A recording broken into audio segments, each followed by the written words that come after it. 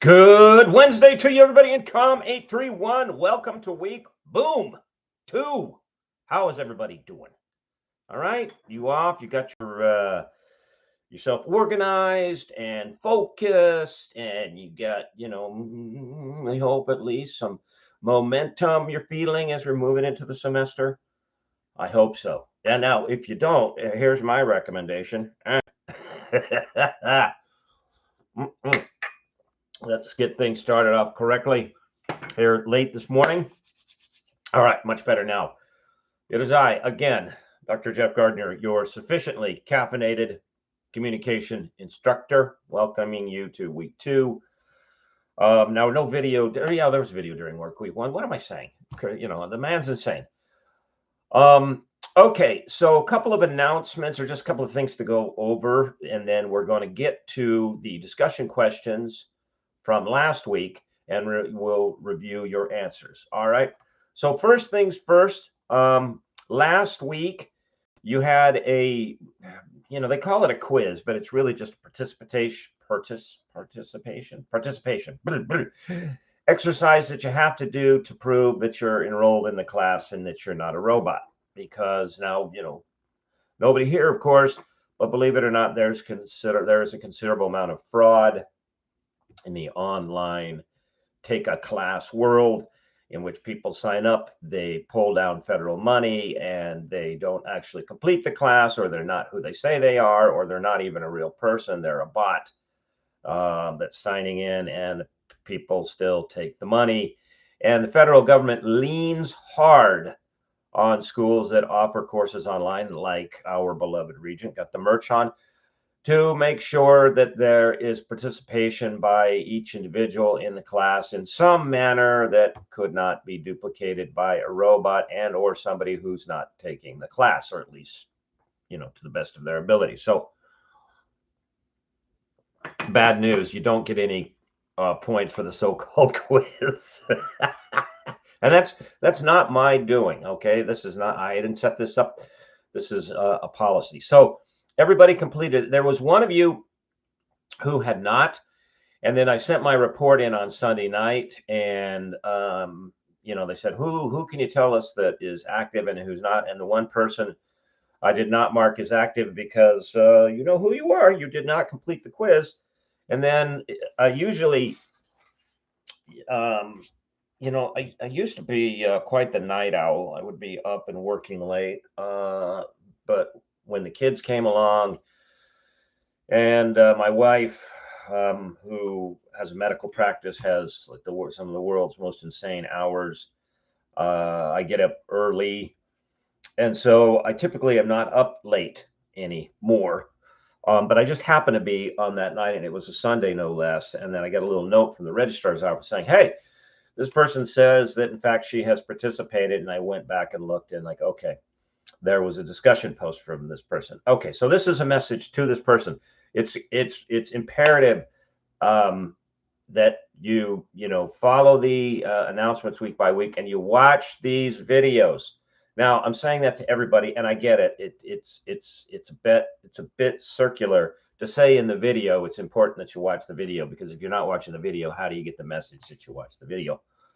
I'll put that in the text when I send it out. But there will be information pertinent to the course that you'll need, that you'll only find in these videos. Why? Because I want you engaged in the discussion that I am having with you about the material, as well as being engaged with the discussion that you are having amongst yourself about the material. So no, I'm not going to repeat everything in writing that I say here. You being engaged, with the information that I'm giving you is part of the class, and you're gonna have to trust me on this. All right. As I've always told my students, I will never ask you to do something that, as an academic, I wouldn't do myself, and is not good for you. All right. So you got to trust me. So make sure that you follow these, and you follow the announcements, and you follow up accordingly. All right. So speaking of which, now posted in Canvas is the instruction sheet for part 1 of your research paper. All right. You do a research paper in this class. I mean, you gain points through really 3 ways: the discussion, the research paper, and the final exam. Except, and I talked about this in week 1 a little bit, I always split my research papers in half. That is, those that I assign, actually those that I do as well. And the reason that I do that is in order for me to give you some kind of meaningful feedback and help you develop as a writer. And by the way, as a communicator, you're well, no, I was going to say one of your central, but that's self-referential. Your central focus to help strengthen your communication skills, regardless of whatever medium you're going to work in, should be your work on your writing skills. And I spend, as a writer and a published writer, author, in a lot of different venues as an academic, as a journalist, as an essayist, as an op-ed guy. So I have my stuff out there in a lot of different venues. I'm published as a poet. Okay, and then this is not me flexing on you here. This is leading up to somewhere, and it always is with me. So you got to trust me.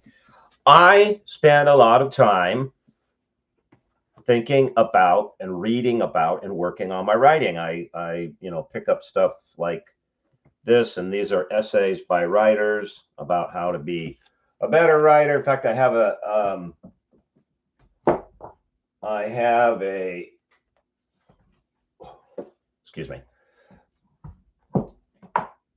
a specific section on my shelf, which is, right there. In fact, 2 sections on my shelf dedicated to nothing but books on writing and how to be a better writer, and the structure of writing, and the nature of stories, and how we tell stories, and what's in the heart of the stories, and so on and so forth. And excuse me, let me put these back. And so should you. You should be doing this. Okay. So don't think of the structure of this exercise as, oh, good Lord, now I got to do 2 parts to a paper, and I got all of this stuff. Look, man, be good to yourself. Dedicate yourself to developing your craft.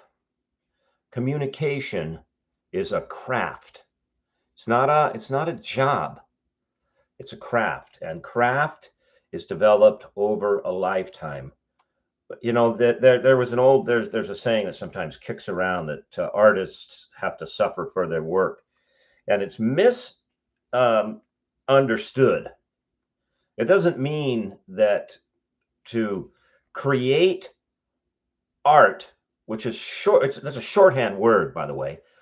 Art being artifice. You're creating the symbolic representation of something much larger behind it. Think of like, the front of a building in like on a Western movie set or something, in which it's this tall front of the building, but there's very little behind it. It's artifice, okay, and which is extremely important to how we understand the world. As one of the this is a unique calling.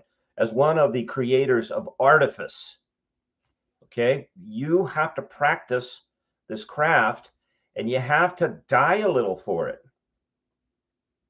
That may mean getting up at hours that you're not particularly crazy about. That may mean, and it really should mean, as a writer and a communicator, the discipline to put your butt in a chair X a number of days. I mean, quite frankly, I tell you honestly, what inspires me, what motivates me as a writer, butt in the chair. My muse is the clock, and it should be yours too. Okay, I don't wait. Am I inspired by this? Okay, maybe there'll be points in which I have the flash of an idea, or a particular perspective on things, yeah, okay, that's true. And then I work as fast as I can to get it down in shorthand. And then I take it and translate it later. I sit down during the regular time that I insist that I sit my butt. And I'm not someone that sits very well. That I sit my butt in the chair like here is I don't know if they're going to be able to see this, but I have an idea for a poem called "The Last Time That I Saw You." This one's going to be dedicated to my middle son. So, poof, the idea will come to me, and that's why I think it's a note series. I buy the smartphones that come with the pen, okay, so I can make these quick notes and then translate later. But it's just butt in the chair, man. That's all it is. So splitting this exercise in half gives you the opportunity to receive the feedback from me, and then to sit back down in the chair, and rewrite what you wrote. Okay. So you'll notice in this instruction sheet that it says the paper is going to divide it into two. There's only one paper. All right. And you write sort of the first bit and then the second bit. There are two deadlines. The first deadline is September 29th, this month. Okay. So that means it's time to get crack-a-lackin'. In this first section, this first part of the paper, we're calling it part one. You'll tackle three parts. You'll tackle the introduction, an annotated bibliography, and the methodology section. All right. The first bit, the introduction, this is where you're going to introduce your topic. Now, in the past, I've said, post your topic to Canvas and all that. You pick your topic. All right. Yeah, you're rolling the dice here. Whew. Part of developing as a scholar is you learning what is and is not a topic. And you should, if you don't, right? For those of you who had me before, you've heard this before, but you're going to hear it again now. Every morning, you should get out of bed with a smile that goes nearly from ear to ear on its face, because regardless of everything else you have to do, job, kids, family, dog, husband, wife, boyfriend, girlfriend, whatever it is, you are in a position in your life that's a rarity in adult life, and that is you get to get up as part of your doctoral program, and you get to decide what it is that you want to work on, driven purely by what interests you. That is a great gift. But that gift comes with a weighty obligation. And that obligation is that you have to justify to the rest of us thinkers, you being thinker, why we should give a darn about this thing that you think is so important. And I don't mean you just have to, argue your case till we just listen, or you get on the video and you give us all the bird hands. That's not what I'm talking about. You have to make a strong logical case that the thing you're saying is a thing is actually a thing. Because if it's not actually a thing, and it's just an exercise in sophistry, and the sophists were a Greek group that specialized in teaching people how to make something of little importance seem like it was of the greatest importance. Don't be a sophist. Sophist, potato. All right. So if it's an exercise in sophistry, no. So if you have questions about a topic, if you're not sure, okay, and this is one of the skills you need to be developing, email me or call me during my office hours. All right. I strongly suggest to you, however, that whatever topic you pick, it is connected in some way to, if you're doing a capstone project, I don't know everybody, if you're all in, who's in strategic communications and who's in the PhD doctoral program. Connect whatever you do here to that exercise there. So it deepens your knowledge of the literature. It helps you try out a methodology. All right. Unless you've got all kinds of time on your hands. And as I say, if you do, come over to my house and rake the leaves out of my yard, because I just can't seem to get to them. Don't do stuff that you're not going to be able to use later as you develop as a doctoral student. So pick a topic. Okay, that's number one. And so the first part of part one is your introduction, in which you're going to introduce the topic to us, me, and you're going to say why this is a thing, why anybody should give a hoot about it. And you're going to say a little bit about, how this connects to other things, all right, that are equally of importance. The second section, now this second section is unusual in a research paper. You typically don't do this in the context of the paper, but I allow you to do this for what's coming next in part two. You create an annotated bibliography. Okay. Now, as doctoral students, you need about 12 to 15 sources. Okay. And you'll look at the sheet and you'll get a good explanation about what an annotated bibliography is. If you do not know the difference between an annotated bibliography and a literature review, and in part two, you're going to turn this annotated bibliography into your literature review, look it up. All right. But there are certain things in the annotated bibliography that you must have. Annotated bibliography is, it primarily is for you.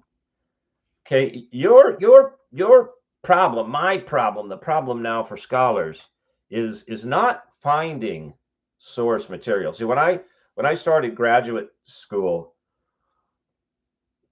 back in what, 89, 90, okay, one of the things that we had to spend a lot of time with was being taught how to find reliable sources, or how to find sources, period. Where were they and how to get to them. I mean, which building was the library? On many research campuses, there were different libraries. So which one should you be in? Within the library, which section should you be in? How do you, there were some research libraries that had Dewey Decimal System, which is, intuitive, like not. And others did not. For those of us working in fields that were not based in America, like me, I did my first graduate degree in medieval history, how to read a manuscript, how to read a different language, how to read a different handwriting, different script. We had to spend a lot of time in mastering how to find and access the sources. That's not your problem. Your problem is spending time mastering an intuitive sense of what is a good source and what is absolute crap, because the availability of sources is no further than your handheld device. So what an annotated bibliography does is it gives you a summary of the source that you've looked up, and helps you develop the skills, the chops, to determine if this is a source that's worth your while. Has it been well done? Is it garbage?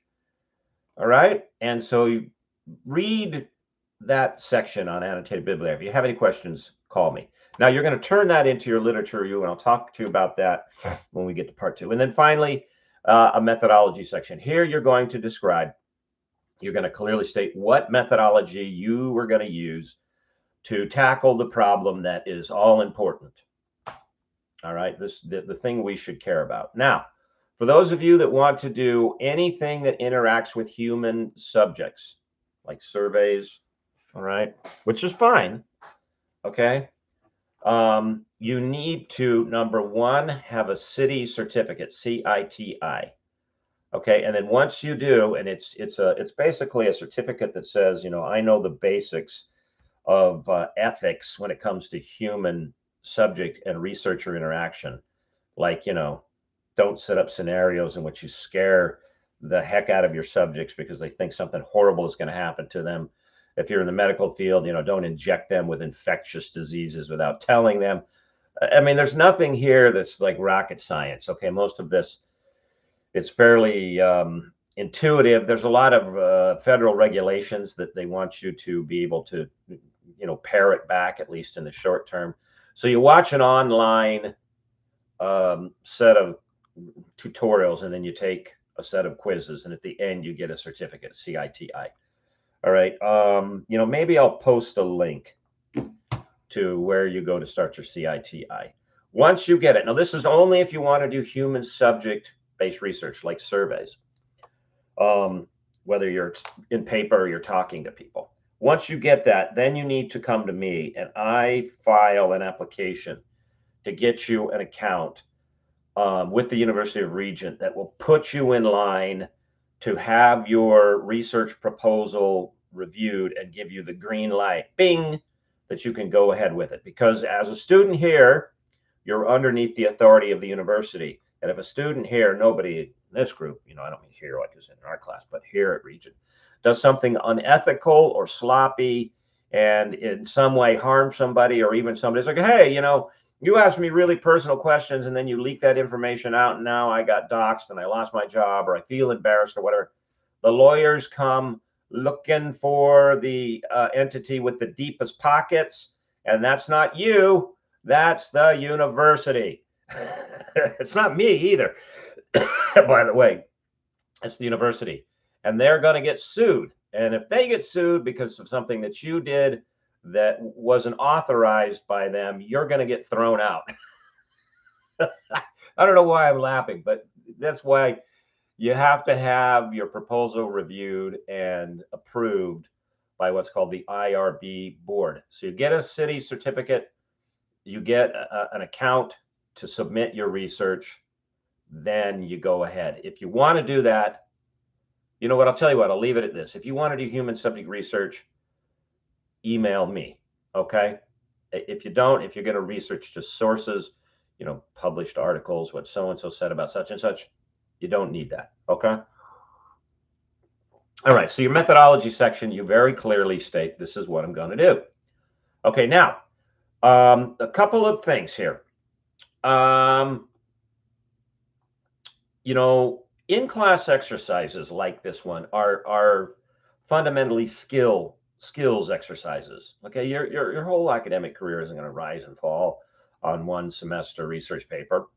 Now, again, it should be connected to your larger research interests, so you don't waste your time. Okay, but basically, what you're doing here is exercising your research skills. Your research, going out and find the stuff. You're developing methodological skills. You're developing writing skills. All of these things, and that's why I have you turn it in. I give you feedback. As such, no AI written material will be allowed. And yes, I check. AI is an interesting development in human communication. Actually, I'll tell you quite bluntly, we as communicators need to start positioning ourselves and getting ready to shift and adjust to the disruption that AI is bringing to the communication marketplace, because it's changing the landscape and it's displacing people. It's taking your jobs. And you need to be aware that A, this is happening, and then B, what are you going to do about it? Because, as they say, neither ignorance nor hope are a plan. Okay. Bigger, scarier things about AI aside, let's go back to what we're doing here. This is a skills exercise. Okay. That is, you need to practice your writing. You need to practice your research. You need to get feedback from individuals, not just me, but your other instructors who've been doing this. I've been writing, and here again, it's not a flex, okay? This is going somewhere. I have been researching and writing and publishing stuff for now, God, hold on here, let me see how old this makes me feel. 40 years. All right. I've been doing term papers even longer than that. Okay. So I don't know everything, but I know a bit about what I'm doing.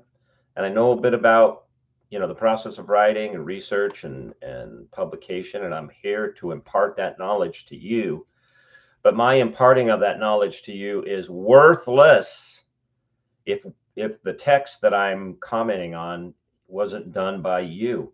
So don't use AI to write anything. And if you do, I'm going to give you a 0 for the exercise because you have lost the plot. Now, yeah, AI is going to rear its stupid head in your research process because there's AI now embedded in search engines like Google. So when you're entering a query and looking for sources, you're going to get that. Yeah, okay, fine. Use it to find your way to scholarly material. And I'll tell you what, one of the best ways to find your way to scholarly material, if you find an article is like, whoa, this author is solid, great data, great treatment, great methodology. Go to the bibliography, the cited works of that author in that article and see what she did, and then start going backwards. And then sideways, sort of like build this network, okay? But don't use AI to write any of your paper, because if you do, I'm going to give you a 0. And the thing about AI is, AI writes papers quickly. AI also checks written papers quickly. So I don't have to spend a lot of time reading through your stuff. I could, just hypothetically have an AI application that I've trained myself, hypothetically, that reads through papers as soon as I get them, even before, hypothetically, I have to lay a single eyeball on them. And, if I were inclined to do this hypothetically, gives me a score. And as a quantitative researcher, I know what numbers speaks to probability that this was not human generated. I mean, one could do that hypothetically. Get me? Okay. Look at that sheet, download it, learn it, love it, live it. If you have any questions, give me a call during my office hours. I guess we don't do this anymore. It's more like this. I have a landline. I think it came with the cable, but honestly, like a land telephone. I have nothing plugged into the wall, and I couldn't even tell you what the number assigned to me is. I don't know. All right. Okay. So, again, I promise you these videos will get shorter. So why don't you take a break? All right. Go ahead and pause this video, get up.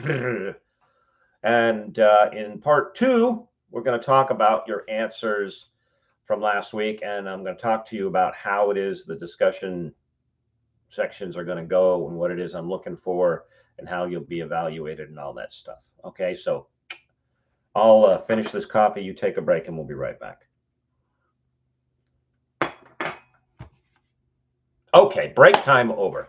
Let's take a look at what you did last week. Now, this week, you've got the module. We're going to be continuing to read in Hoke, and I hope you like the book. Everything connects. Okay, Hoke et al. I suppose Hoke Faisal Hoke et al. Okay, and there's except for your paper, there's really nothing complicated for this week. All right, let's take a look at your questions and take a look at what you said. Now, here's how I'm going to evaluate your discussion questions in terms of points. All right, you do not get or not get points based on the rightness and wrongness of your answer. You get points or don't get points based on your engaging with everybody else. That's the purpose of the discussion. So it's a win-win. If you read the material, answer the question, and then engage with your classmates above the level of, oh, hey, great point, thanks for coming out. Okay, something somewhere above what you would expect from a Walmart greeter. Thank you. All right, you're going to get the points. So you might look at this, and last week there were 5 questions. Sometimes there's going to be 3, 4. You might look at it and go, oh my gosh, I got to read all this and answer all this. No, relax. All right, read through the material, engage with your classmates in a way that shows some substance, and you get the full points. I am not going to jump into the discussions and say, oh, no, wrong again. I read what you do. I read everybody's stuff every week, right? And the only time I really jump in is if somebody is, interacting inappropriately, and that's in a way that the language is not correct, the attitude is aggressive. Then you'll see me in the discussion boards. Otherwise, no. What I'll do is week by week, I'll go through your answers and I will highlight the the right answer to the question. So if you put down something that deviates from that, then correct. Go back and look at the text. And in giving you the right answer, I will also give you a preview of what you might likely find on the test, because the test is going to be drawn entirely from the reading material as laid out in the discussion sections. That is the same sort of questions that I use for discussion will, in some cases, it'll be the exact question will appear on the test. Okay, so that's how that's going to work. That's how the point system works. That's how my evaluation works, and that's how I want you to go about it. All right, question number 1 from starting Everything Connects. What do long-term plans have to do with dynamic present? Please provide a link, etc., etc. Brianna, you went what last here, so let's take you first. I'm a person who loves long-term planning because I live based on, in lists and little itineraries that can organize my day. With so much, with so much to do, it's easier to wake up, look at the list, that I created the night before, and know what my day will entail. Long-term plans, in my opinion, need to be carefully thought out to be executed perfectly. A long-term plan can create dynamic presence due to proper planning, organization, execution. Planning in the present will ultimately help your future. Okay, now, good, and that's correct. What I'd be looking for if this were on a test, all right, although I ask you for another reference, so go to the web and find something, I would like you to make sure that you articulate enough in the answer that cues me in that you've read the text. So let me go down to Tamara. What do long-term plans, Tamara, sorry, Tamara. Tamara, what do long-term plans have to do with dynamic presence? Is nicely defined following the marshmallow experiment. Okay, this is from Hoke. Rather than trying to capture short-term profits, we create long-term value. Okay, boom. So yes, Brianna, it helps with long-term focus, but Hoke and Bear want you to get at this idea that it helps create habits that lead to long-term value. Now you should notice this, and this should be core to especially those of you who are interested in strategic communication or crisis communication. One of the tendencies that people have, and this is just a very human tendency, is when they panic, is they are more susceptible to impulsive behavior that is disassociated from long-term consequences. And as a communicator, you need to first address that tendency, that impulse. If you start talking about, oh, the situation is like this, and you don't address that, you're not gonna bring your audience with you. It's sort of like, this was way before my time, before I was born, but when the nation of Japan attacked the nation of the United States at Pearl Harbor in 1942, and the United States declared war and went to war with Japan. A lot of people were scared because by that time, Imperial Japan was a substantive power, at least it appeared on the outside. It controlled much of the Pacific and a lot of the continent of Asia, of what's now China, and they were even moving into what's now Russia. And people were frightened, all right? And one of the things, the famous quote from then the president, from Roosevelt, said, "We have nothing to fear but fear itself." And what he was trying to say to the people is, the first thing we do, don't panic. Because when you do, you disassociate your present behavior from your long-term consequences. Okay, so this is what Hoke is getting at. Okay, it's sort of backing into it, saying, okay, if you put down long-term plans, this helps you develop present focus and connectivity to long-term consequences. So remember that in your work as a strategic, communicator or crisis communicator or whatever field you're going to get into. Okay, question number 2.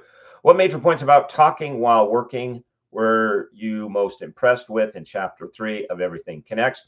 Now, questions like this, I'm asking for your opinion. Okay. But on the test, what you might expect is I will draw from all of the points that the authors made about talking while working. I might ask you, which one of these is not one of the points? Which one did they say is most important? This kind of stuff. So when you see a question like this, the cue to you is know all the points. Okay. Let's see, Charlene. Let's take a look at you. And by the way, if I don't think I have, but if I mispronounce anybody's name, send me an email, fix me up. Okay. 2 major points from chapter 3 of Everything Connect that impressed me were the emphasis on authentic dialogue and the importance of creating shared meaning in real time. Authentic conversation is mentioned by Hogan, and as you said, Baker, it's Bear, but that's okay. To create trust and creates trust and builds collaboration. Major key point I learned was that we too often put communication in a work setting under transactional mode when all we need is a relationship approach. Conversation is organization, to which I paid attention in the past with others, has specific goals. Okay, excellent. So in other words, it's kind of like, think of it like this by way of a communication framework. Yes, there is the transactional communication, so imagine you were sitting down and there were 4 or 5 of you and you had to assemble a certain thing. I don't care what, well, okay. For those of you who know me, here it is again. Let's say you had to assemble this pen. Okay. And it has, let's see, let me check this apart without making a giant mess. Come on now, come out of there. Give me some love. I guess it's not going to come out. All right. Anyway, so at least, it has 3 parts and you had to pass it on down the line and assemble the parts. Okay. Well, yeah, you'd want to have the dialogue about which part goes where and which one is best done first, et cetera, et cetera.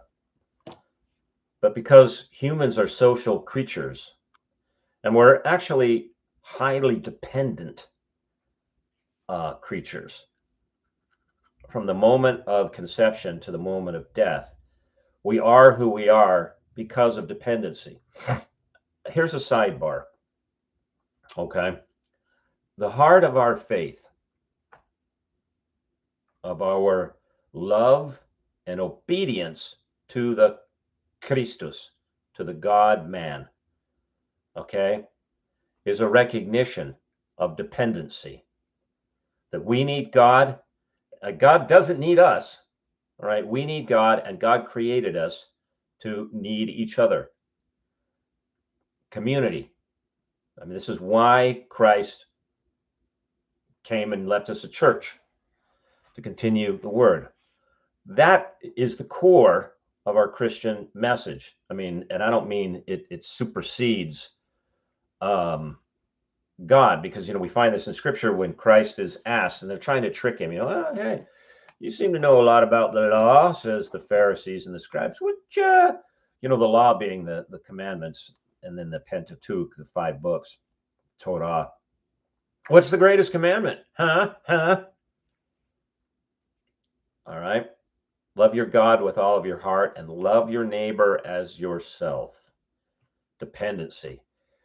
The diabolical element to anybody who argues for abortion, and maybe this may be you and you haven't thought about it, is the notion that being dependent, that is, as we all were in, the first 2 to 3 years of our life, from the moment of conception to that the condition of dependency makes us less human, when in fact it's just the opposite. Dependency is the heart of our shared humanity. And so for those who make the argument, well, the insert degrading or dehumanizing word, the fetus, which by the way is just Greek for little person, or the clump of cells or something, it's like, oh, it's got 10 fingers and toes, but it's not us. Well, it can't live on its own. It like, you're talking about a pen. It can't live on its own, etc. So, well, duh. That's called dependency, which is humanity. That makes us more human, not less human. Okay. And this is what Hoke and Bear is getting at. Yeah, okay, you're going to have these conversations about the sequential order, the structural nature, but we need to have these conversations that glue us together in a meaningful way, as human beings. Now, you'll see some employers that will try to do this by putting up signs and stuff to initiate that around the office. I don't know how well that works. There'd be some interesting. It might be interesting to delve into that research. Maybe that would be somebody's research and how well do motivational signs, which encourage connective conversation in the workplace, actually work. I don't know. All right. Question number 3. Why do the authors of Everything Connect denote a whole chapter to authenticity? Now, for those of you who've had me before, you know the answer to this, because if you don't know who you are, you don't know what you're doing. And you must orient yourself as a writer and a thinker. Who am I and why am I bloody here? Before you begin what you begin. But we're not talking about me. We're talking about them. Okay. Let's see. Let's look at you, Tamara. Hoke and Bear devote a whole chapter to authenticity because authenticity acts as a star in the night, orienting us towards the future we wish to arrive at. I like how the authors describe being authentic as having the ability to understand who you are, what you want to be, and how you want to fit into the world. Exactly. Exactly. Okay. Let's also look at Kenesha.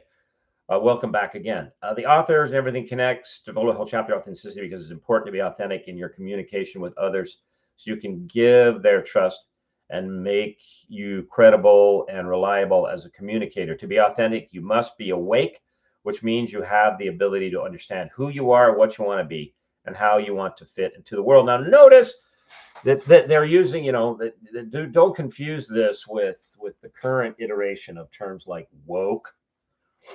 Okay. No, we're talking about you knowing yourself and how you yourself work, not some sort of awareness of social situations. There's a lot of, I'll recommend, I always do.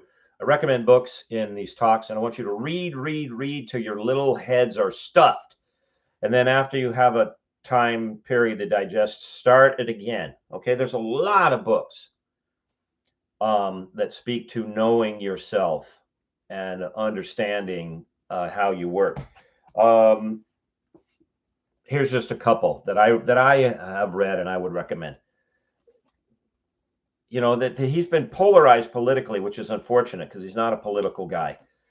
If you're not familiar with the works of Jordan Peterson, you need to be, because he is probably one of the preeminent thinkers and writers, living writers. I'm going to make a prediction. He's going to go down as one of the preeminent writers and thinkers of this beginning of the first quarter of the 21st century.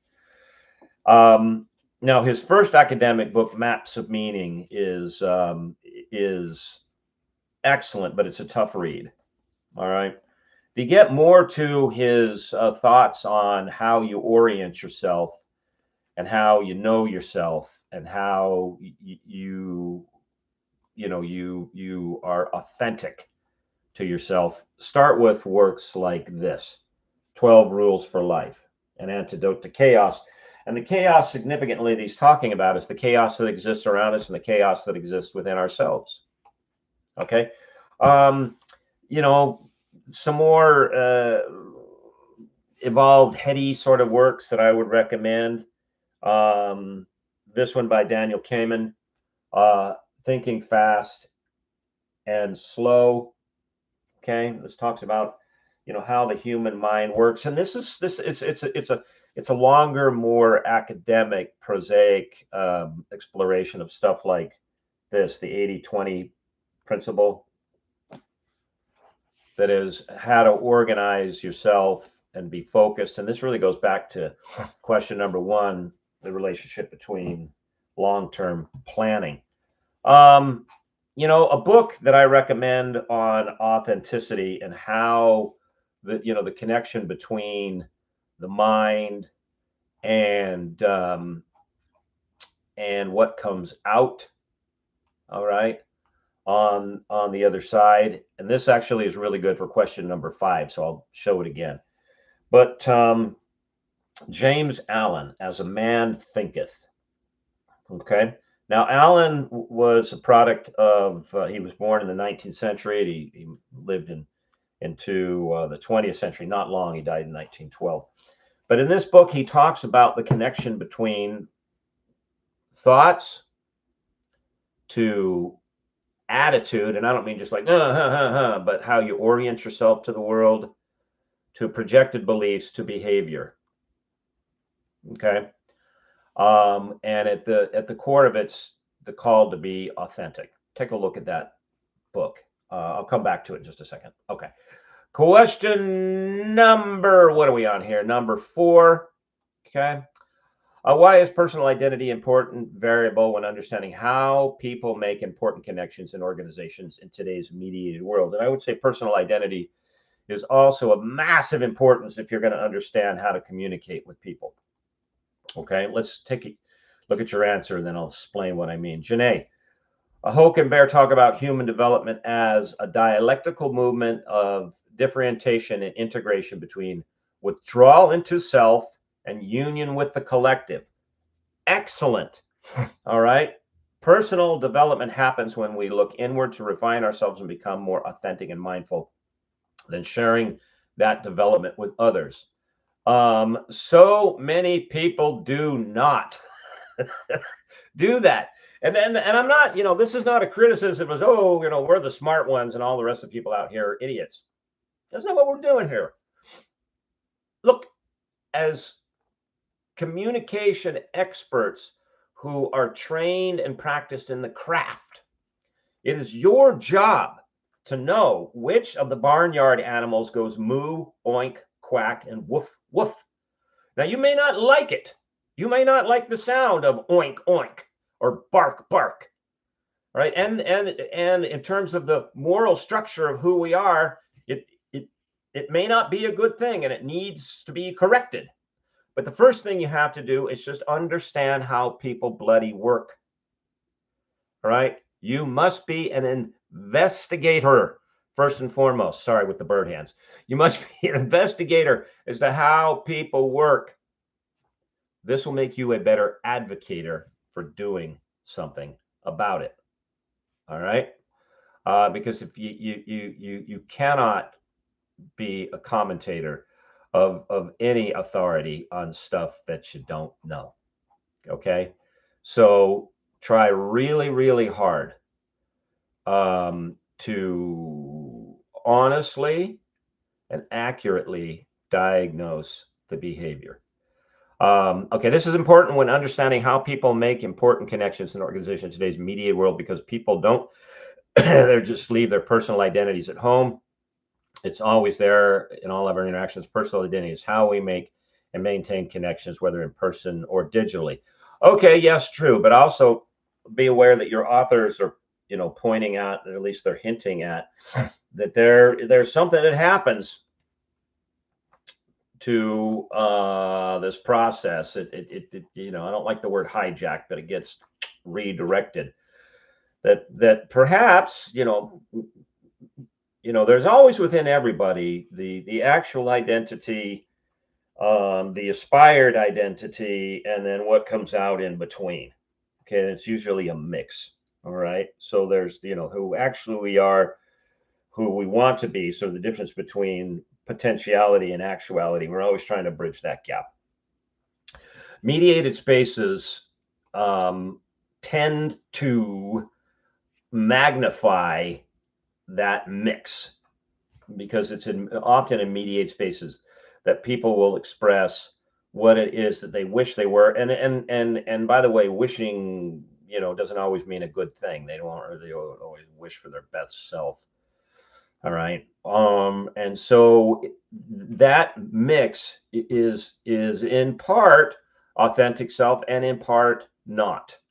So as a communicator, understand that people have come to us. I mean, we've just been sort of conditioned that what they see online, they already sort of suspect it might not be the real thing because they themselves are not expressing the real thing. So be aware of that. All right, question number 5. What is neuroplasticity and how can mindfulness through neuroplasticity help us take steps to be successful communicators? Okay, so here I'm asking you to, sort of go beyond the text. Okay, James, let's take a look at you. Hoke and Baer define neuroplasticity as the brain's ability to change itself. The authors share that mindful meditation can be used to heal the brain, reduce stress by quieting distractions and honing our attention. Okay, yes, that's exactly the right answer. That is to be aware of to be aware of the process of the mind is to be aware of the process of the body. They're not separate things. Okay, I don't like to speak of body and mind as if they're, we're ensouled beings. I mean, this is why we look forward to the resurrection, because the ensoulment of the spirit in the flesh is integral to who we are as the one, as the reality of one and the other. That is, there is a body, it's real, here it is, and there is a flesh, or excuse me, there is a spirit, because I'm an animated entity, although I'm made out of the same stuff as this coffee cup and saucer upon which it sits. To the best of my ability to determine, this will never have aspirations to know its creator, to reproduce itself and leave a legacy. Okay, this isn't, an animated cup in a Disney movie. It's missing something that I have, the ensoulment that goes, those integral go together. So to know the one is to know the other. Okay. Let's see. Back to you, James. As Christian, as a Christian, did you leave out a word here? As Christian, the topic of mindful meditation, it always bothered me. It has always seemed more Eastern religions to me than something practiced by Christians. There will always be another to argue it's the same as speeding. I think you mean spending time in prayer. But I think it's slightly different. So from a Christian scholar's perspective, I suggest spending time in prayer and scripture. If we consider what Paul wrote in Corinthians 3:18, but we all with unveiled faces behold as in a mirror the glory of the Lord, and being transformed in the same image of the Spirit of the Lord. New King James Version. We are also counseled in Romans, do not be conformed to the world, but to be transformed by renewing the mind. There's also old standby, but very true, Philippians, whatever is true, whatever is noble, whatever is right, think about such things. These verses point us to where our mind should be transfixed by keeping our focus, our mind on our Savior. Our minds through will be transformed. Okay. All right. So, first 2 parts here. Let me address some points you make here, James, but back to the question. Okay. So neuroplasticity is the mind's ability to change itself. And this perhaps is one of the crises of our age. There are those people that just run around and go, well, I'm just made like this, I can't change it. No, yes, you can. I'm just a boy trapped in a girl body, or a girl trapped in a boy, but no, you're not. Because we are ensouled and knitted wonderfully together. Now, let's be clear. We're not saying that things don't go off track and we don't have problems about how we think about ourselves, see others, see our place in the world, see our relationship to our creator. Welcome to the human struggle. And it's a process that we have to drag, we have to drag ourselves through, but we have to fight through and work out our salvation, as since you're citing the letters of Paul, James, with fear and trembling. All right. But we have the capacity to change, and that's neuroplasticity. But you say that it's bothered you. I understand where you're coming from. Here's what this is, just for you, James, or anybody that's sort of thinking about this. I would recommend take a look at the early Christian mystics of the early church, whose approach to not only God, but the Word of God was so absolutely formative. There were the bird hands, sorry. Absolutely formative in our, not only the text that we have, but our understanding of those texts. Because to be mindful, to be meditative, it's not an Eastern thing. The difference between East and West, and I'm telling you this with some authority as someone that's has studied and has degrees in philosophy, the difference between East and West is a foundational theological / cosmological difference. Most Eastern religions with which people associate meditation are at their core atheistic. Buddhism is atheistic. It assumes that there isn't a God. There's just a sort of a collective state of experience. Okay. The problem is not teaching the mind to focus, which is really the point of a meditative exercise. The problem is teaching a mind to focus on what? And this is where, like look at there's one I'll recommend to you right now. Look at Meister, and that's Meister, Meister Eckhart, Eckhart. Okay, he was a 13th to 14th century Christian mystic. Look at some of his stuff. All right. And he focused on the soul's journey towards God, the internal journey, which happens, especially now, which only happens, and this is especially important now, is what I meant to say, when you shut off external stimuli. We live in an age in which we are pulled and yanked and pushed and bumped to not only think about something that we must be doing, buying, interacting with, being stimulated by constantly, but those doing the suggesting, they just want to sell us something. They have hijacked our folklore, the stories, folklore being the stories that we tell about ourselves, to ourselves, to make sense of ourselves. Our folklore has been hijacked, and it's been hijacked by corporations, or really a corporate mindset that has. I mean, and we're past, or they're working on it. Okay, most people are so far been dragged down the rabbit hole, they don't even know they're down the rabbit. They don't even know they're in a rabbit hole. That the folklore has become that who you are, what your worth is, what your point, your vocation is, all centered around what you consume. And if you have any angst, if you have any doubt, which if you're, not asleep under a rock, you're going to, the solution to that is buy this, consume that, wear this, post that. We weren't put here by God to be consumptive machines for some nameless, faceless, class that promotes production and consumption. I mean, you may notice, with the exception of that which we identify collectively, I don't wear logoed clothing because I'm not a billboard. That to me is beneath the nobility of humanity, of why we were put here. I'm not here to advertise a product. Do I need things? Yeah. Am I wearing pants? Of course. Do I have to have shoes on my feet? Do I recognize that certain items made by certain producers fit my needs better, have a better longevity? Yes. I work very hard, sometimes more, sometimes less successfully, to continue to develop an identity that's not attached to any of that. An identity, rather, that's attached to my responding to the vocation, to the calling from my creator, vocatus, It's sort of an idea, and I'm not flexing here.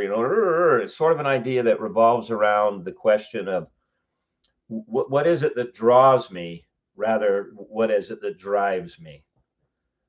More carrot, less stick. So I told you I would mention this again. This is another great use for this book, because it's an exercise in how to calm the mind, think about what's essential, and then stay focused on that. Now, I'll admit, okay, readers, that James Allen is a little muscular in his approach to things. That is, that if you're a woman, you might go, yeah, seems kind of masculine. It's kind of like the poet Alan Dugan. He's sometimes described as a muscular poet. He writes about things from a very a pronounced male perspective, which isn't good or bad. It just is. I mean, you contrast that with poets and authors like Wordsworth, much softer, or the German poet Rilke, okay, also much softer, or maybe the American writer Walter Whitman, much softer. Let me recommend one more book before we close out. An unusual exercise in mindfulness, in being very much aware of your surroundings, where you're at, and the glory that is the created world. Okay. Try this book, Pilgrim at Tinker Creek by Annie Dillard. Now, Annie Dillard was no Christian. In fact, she may still be alive. I don't think so, but I think she is. All right. But this is set in a